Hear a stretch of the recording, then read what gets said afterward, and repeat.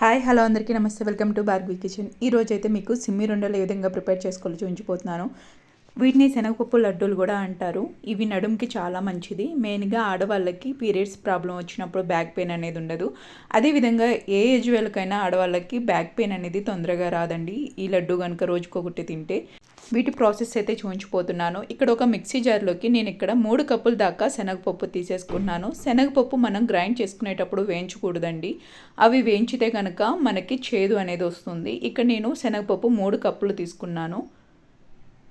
3 కప్పులు తీసేసుకుని గ్రైండ్ చేసేసుకున్నాను. మనం గ్రైండ్ చేసుకునేటప్పుడు కంప్లీట్ మనకి శనగపిండిలాగా ఏం అవ్వాల్సిన అవసరం లేదు. కొంచెం ఒక 80% దాకా నలిగి కొంచెం మెనుకులుగా ఉంటే చాలు. అంటే మనకి లడ్డు తినేటప్పుడు చాలా మంచి టేస్ట్ వస్తుంది.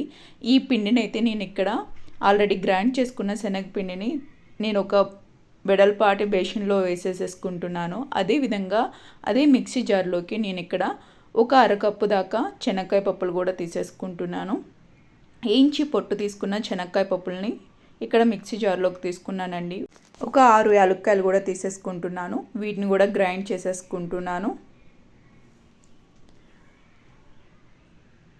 ఇది కూడా మనం జల్లించుకునే అంతలాగేం అవసరం లేదు. జస్ట్ మనకి తరకబరగ్గా ఉంటేనే మనకి వండుకి మంచి చాలా టేస్ట్ వస్తుందన్నమాట. దీన్ని కూడా గ్రైండ్ చేసేసుకుని వెడల్పాటి ప్లేట్లో ఒక సైడ్కి నేను దీన్ని కూడా తీసేసుకుంటున్నాను. మిక్సీ జార్లోకి నేను అరకప్పు ఎండు కొబ్బరి అనేది తీసేసుకుని దీన్ని కూడా గ్రైండ్ చేసేసుకుంటున్నాను. గ్రైండ్ చేసుకోకుండా మీరు సన్నగా తురుముకున్నా సరే ఇక్కడ కొబ్బరి అనేది తురుముకుని కూడా యాడ్ చేసుకోవచ్చు అండి. నేను ఈజీగా ప్రాసెస్ అని చెప్పి నేను గ్రైండ్ చేసేసి తీసేసుకుంటున్నాను దీన్ని కూడా. అదేవిధంగా లాస్ట్ ఫైనల్కి నేను దీనిలోకి ఇక్కడ మిక్సీలోకి 2 కప్పుల దాకా బెల్లం తురుము తీసేసుకుంటున్నాను. ఇక్కడ నేను మొత్తం యూస్ చేసింది 3 కప్పులు శనగపప్పు, అరకప్పు శనక్కాయ పప్పులు, అదేవిధంగా ఒక అరకప్పు ఎండు కొబ్బరిలోకి నేను ఇక్కడ 2 కప్పుల దాకా బెల్లం తీసేసుకుంటున్నాను. మీరు రోట్లో దంచి వేసుకున్నా సరే, లేకపోతే మీరు దంచుకోలేము అంటే ఇలా మిక్సీ జార్లోకి వేసేసుకుని మనకి బెల్లం అనేది కొంచెం మెత్తగా అవ్వటం కోసమే నేను ఇక్కడ గ్రైండ్ చేసుకుంటున్నాను. వాటర్ పోయకూడదండి. జస్ట్ మనం మిక్సీ జార్లోకి తీసేసుకుంటే కొంచెం సన్నగా తరుముకొని మెత్తగా బెల్లం అనేది చక్కగా గ్రైండ్ అవుతుంది. సో ఈ విధంగా గ్రైండ్ అయింది. నేను ఇక్కడ మనం పిండిలో ఏవైతే తీసుకున్నామో ఆ బేషన్లోకి తీసేసుకుంటున్నాను.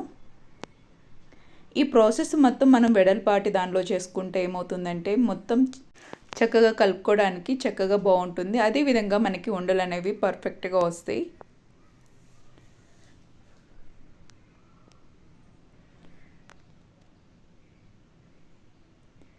ఇలా నేను గ్రైండ్ చేసుకున్న బెల్లంని ఇక్కడ బేషన్లోకి తీసేసుకుంటున్నాను.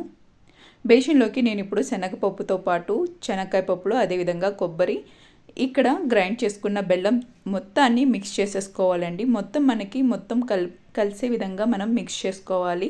చేత్తో అలా కలుపుకుంటూ ఉంటే చక్కగా మనకి బెల్లం అనేది మొత్తానికి పడుతుంది.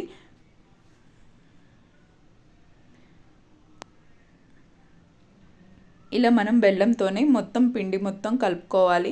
అప్పుడు మనకి బెల్లం అనేది చక్కగా పిండిలో కలుస్తుంది. అదేవిధంగా పిండికి కూడా చాలా మంచి టేస్ట్ వస్తుంది. ఈ ప్రాసెస్కి మనకి ఒక 5 మినిట్స్ దాకా పడుతుంది. మనకి ఇలా పిండి అనేది పొడి పొడిగా ఉండాలి.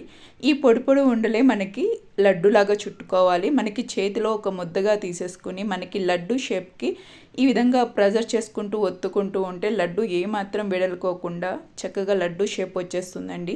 ఏమాత్రం విడలదు, ఏమాత్రం వాటర్ అవసరం లేదు, ఏమాత్రం నెయ్యి కూడా అవసరం లేదు.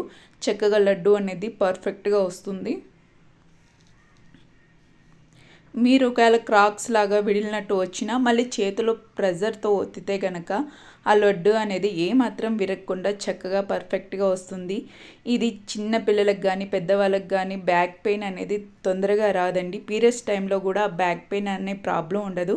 హెల్త్కి కూడా చాలా మంచిది. రోజుకు ఒక కుండ అనేది ఆడవాళ్ళకి చాలా మంచిదండి.